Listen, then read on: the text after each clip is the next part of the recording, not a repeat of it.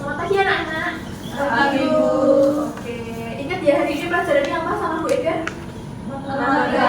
Matematika. Nah, hari ini kita mau belajar tentang apa? Mbak Lia bisa belajar tentang apa?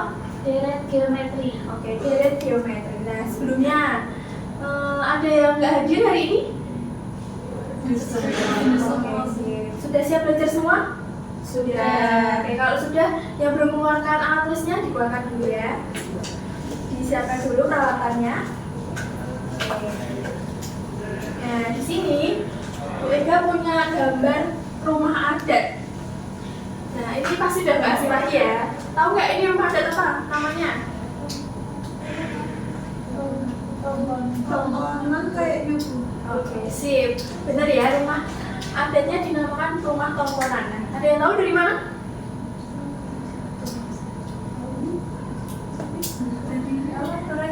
Iya, benar, dari Toraja. Jadi ini ada rumah tongkonan dari Toraja. Nah, terus ini ada sejarah singkat. Kok apa ya rumah adat Toraja itu? Nah, sambil mengenal budaya kita belajar sejarah juga ya. Oke, coba Niki bacakan dong tolong sejarahnya. Tongkonan adalah rumah adat suku Toraja di Sulawesi Selatan yang memiliki bentuk khas dengan atap melengkung menyerupai perahu. Rumah ini memiliki fungsi sosial dan budaya yang sangat penting dalam masyarakat Toraja. Sebagai pusat kehidupan keluarga, tongkonan diwariskan turun-temurun dan menjadi simbol status sosial suatu keluarga. Proses pembangunan rumah ini memerlukan keterampilan khusus karena setiap bagian rumah memiliki filosofi dan struktur yang unik. Oke, terima kasih Niki. Nah, jadi ini tongkonan atau rumah adat suku Toraja di Sulawesi Selatan ya. Oke, terus selanjutnya rumah tongkonan ini tuh tersusun dari 3 bagian utama. Nah, kira-kira apa aja ya? Deborah bisa minta tolong bacakan? Rumah adat tongkonan terdiri dari 3 bagian utama. Yang pertama ada bagian kaki, itu bagian bawah rumah yang berfungsi sebagai tempat penyimpanan dan kandang ternak. Yang kedua ada bagian badan, itu bagian utama rumah yang digunakan sebagai tempat tinggal dan berkumpulnya keluarga. Lalu yang ketiga ada bagian atap, yaitu bagian atas rumah dengan bentuk melengkung dan yang mencerminkan hubungan dengan leluhur. Nah, tongkonan dibangun menggunakan sistem struktur berbasis kayu dengan balok-balok yang disusun secara sistematis. Sistem ini tidak hanya memiliki nilai estetika, tetapi juga memberikan kestabilan terhadap struktur rumah. Oke, terima kasih Deborah. Nah, jadi rumah tongkonan itu terdiri dari 3 struktur utama ya, ada bagian bawah, badan, dan juga atap. Nah, strukturnya ini tuh sangat-sangat terstruktur ya. Nah, coba kita lihat. Nah, kalau kita lihat dari bagian bawahnya ya, ini tuh ada balok-balok yang menyusun atau yang menyangga rumah tongkonan ini. Rumah tongkonan ini kan terbuat dari kayu ya. Nah, coba sekarang kalian hitung setiap balok penyusun ini yang ditandai warna berbeda ya. Di sini Bu Guru sudah bantu. Ada petunjuknya, ada yang warna oranye, ada warna biru, ada yang warna hijau. Nah, coba dihitung setiap balok penyusunnya itu ada berapa saja. Yang merah atau yang oranye ada berapa? 2. Terus yang hijau? 8. Kalau yang biru? 32. Nah, sudah ada 2, 8, 32. Nah, kira-kira bagaimana sih pola jumlah balok dalam rumah adat tongkonan ini? Bisa kita susun nggak? Bisa. Kita mulai dari yang paling kecil ya. Berarti dari berapa dulu? 2, terus 8 dan 32. Nah, ini membentuk pola nggak sih kira-kira? Membentuk barisan apa nih? Kemarin materi minggu lalu kita membahas apa? Barisan geometri. Nah, terus kalau yang tadi angka-angka ini, pola ini berbentuk barisan pola apa menurut kalian? Barisan geometri. Barisan geometri. Nah, barisan geometri juga ya. Oke, selanjutnya kalau misalnya nih Bu Guru punya permasalahan di sini. Bagaimana ya cara menentukan jumlah total balok yang digunakan dalam rumah tongkonan jika pola susunannya itu mengikuti deret geometri? Nah, tapi lebarnya itu diperbesar. Kalau yang sebelumnya itu ukurannya 3x7 nih rumahnya. Nah, kalau diperbesar kira-kira bisa nggak ya kalian menghitung totalnya? Oke, gimana caranya? Nggak tahu caranya. Oke. Nah, di sini kita mau belajar tentang deret geometri kan. Nah, sebelumnya supaya kita tahu nih memecahkan masalahnya tuh gimana sih. Nah, kita juga ada tujuan pembelajaran yang mau kita capai sembari kita menyelesaikan masalah yang tadi sudah ada di panah. Coba tujuan pembelajarannya melalui model PBL diharapkan peserta dapat yang pertama. Niki, yang pertama dapat apa? Memahami konsep deret geometri dengan benar. Oke, yang kedua, Chris. Mengidentifikasi pola deret geometri dalam budaya lokal. Oke, yang ketiga, Marita. Menggunakan konsep deret geometri untuk menyelesaikan masalah nyata. Nah, dan harapannya pembelajaran kali ini selain kita bisa memecahkan masalah yang tadi, kalian juga bisa paham apa itu konsep deret geometri, terus memecahkannya gimana, mengidentifikasi pola di budaya itu seperti apa gitu ya. Oke, pembelajaran kita hari ini Bu Guru mau bentuk kelompok, terus habis itu mau Bu Guru bagiin LKPD. Nah, jadi nanti kalian diskusi di dalam kelompok, kalian kerjakan. Ini ada 2 lembar ya. Nanti kalian kerjakan bersama kelompok. Setelah selesai berdiskusi dengan kelompok kalian, nanti silahkan maju. Semua kelompok kalau bisa maju ya. Oke, untuk kelompoknya Bu Guru baginya biar nggak usah pindah-pindah, kita biar deket-deket aja ya. Ria sama Marita, Deborah, Grace sama Niki. Oke, ini ya Bu Guru bagi. Waktunya 10 menit cukup? Cukup ya. Nanti kalau nggak cukup, Bu Guru tambah lagi, tapi diusahakan cukup. Oke, bisa dimulai. Nanti kalau ada yang nggak paham atau bingung bisa tanya ke Bu Guru ya.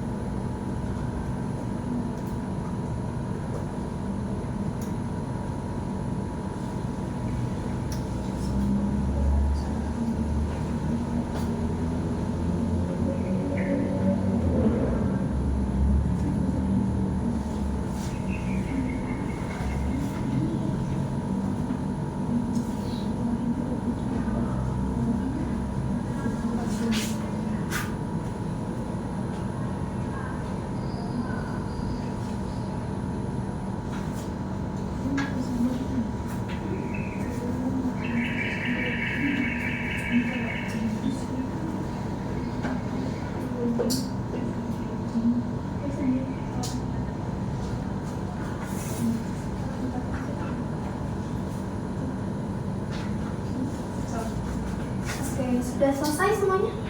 Belum. Oke, belum. 2 menit lagi ya.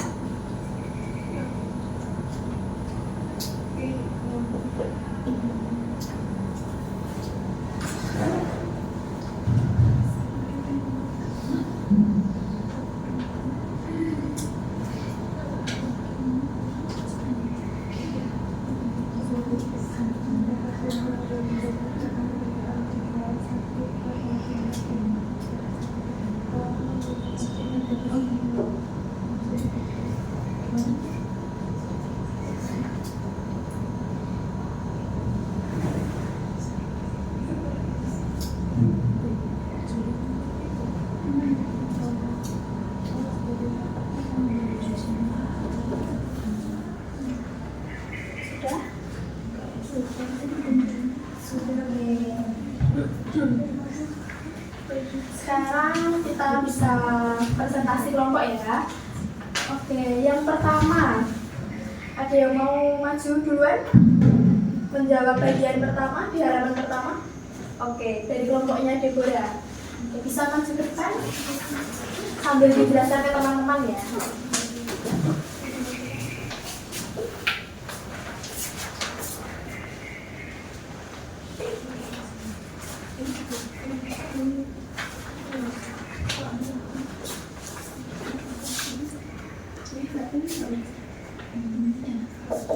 Ini masalah yang musuh. Seharusnya 3/2 ya. Untuk oh iya 2/3. Coba dibaca dulu jawabannya. Iya. Nah,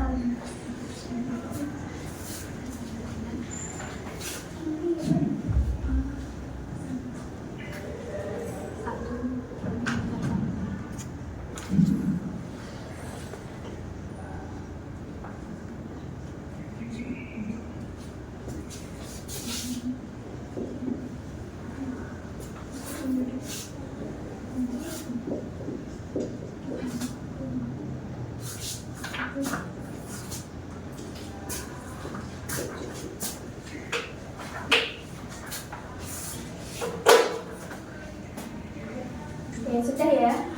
Oke, bisa dijelaskan secara singkat Kak ya. Ya, untuk yang pertama tadi kan diminta untuk membuat barisan geometri dari jumlah balok menyusun.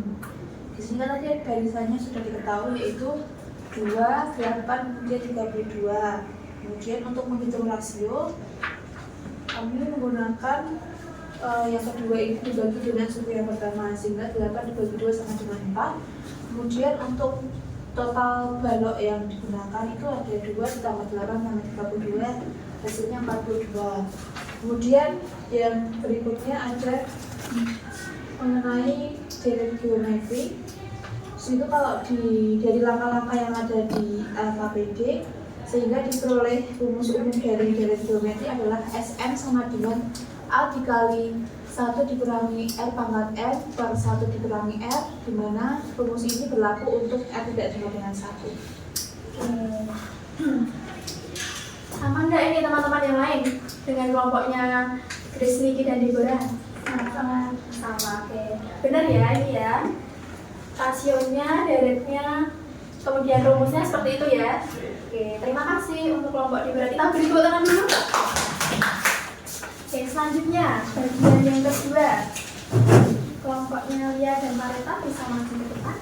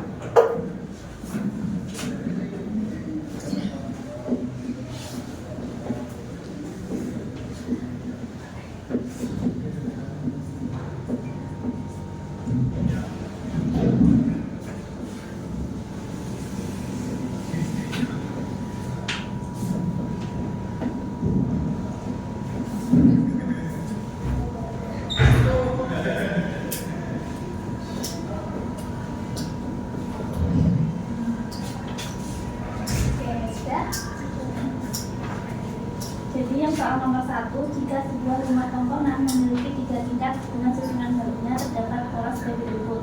Nah, tingkat pertamanya itu kan ada 50 balok, terus tingkat keduanya 25, dan tingkat ketiganya 12,5 balok. Nah, kita disuruh tentukan rasio dan deret geometrinya. Nah, jadi dan yang kedua, jika rumah memiliki 5 tingkat, berapa total balok yang digunakan? Nah, rasionya itu dari tingkat ketiga bagi dengan tingkat ketiga 12,5 dibagi 25 sama dengan 6. Kemudian untuk menentukan geometrinya itu Sn sama dengan 50 dalam kurung 1 dikurangi setengah, rasionya itu ditambahkan 2 dibagi 1 kurangi setengah, yaitu S3 nya sama dengan 87,5. Oke, terima kasih untuk Marita dan Dia. Bisa duduk ya, kita berikan aplaus dulu untuk Marita dan Dia. Oke, jadi gitu ya, kalau ada 3 tingkatan ya, tapi bedanya di sini tingkat pertamanya 50, terus selanjutnya 25 dan 12,5. Nah, deretnya ketemu 87,5. Semuanya sama? Sama ya. Benar ya jawabannya ya. Nah, terus selanjutnya kalau misalnya kan kita udah belajar deret. Kalau misalnya tadi kan kita punya permasalahan di awal. Kalau menghitung banyak balok untuk membangun rumah tongkonan, kira-kira kita bisa menghitung nggak ya? Bisa.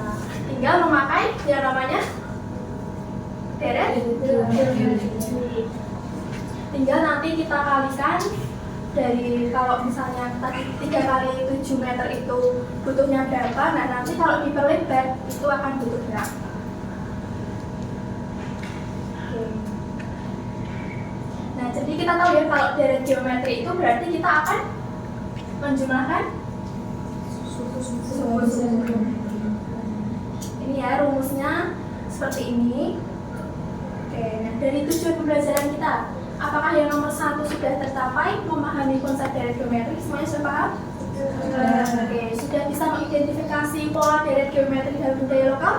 Sudah. Nah, apakah sudah bisa menggunakan konsep deret geometri untuk menyelesaikan masalah di kehidupan nyata? Sudah bisa ya, seperti menghitung jumlah pada balok tongkonan tadi. Oke, nah pembelajaran hari ini sudah selesai. Nah, kira-kira gimana perasaan kalian mengikuti pembelajaran hari ini? Senang. Menyenangkan, senang. Oke, sip. Nah, ada nggak bagian dari pelajaran hari ini yang sulit dipahami? Tidak ada. Oke, berarti kalian sudah hebat hari ini. Kita beri aplaus dulu untuk kita hari ini. Oke. Minggu depan kita belajar tentang deret geometri lagi. Kita akan kuis. Terus setelah kuis kita akan ada materi lanjutan dari deret geometri. Nanti kita akan belajar deret geometri berhingga dan tak hingga. Oke, sekian dari Ibu Ega. Kalau ada yang kurang, Bu, minta maaf ya hari ini ya. Terima kasih. Terima kasih, Bu.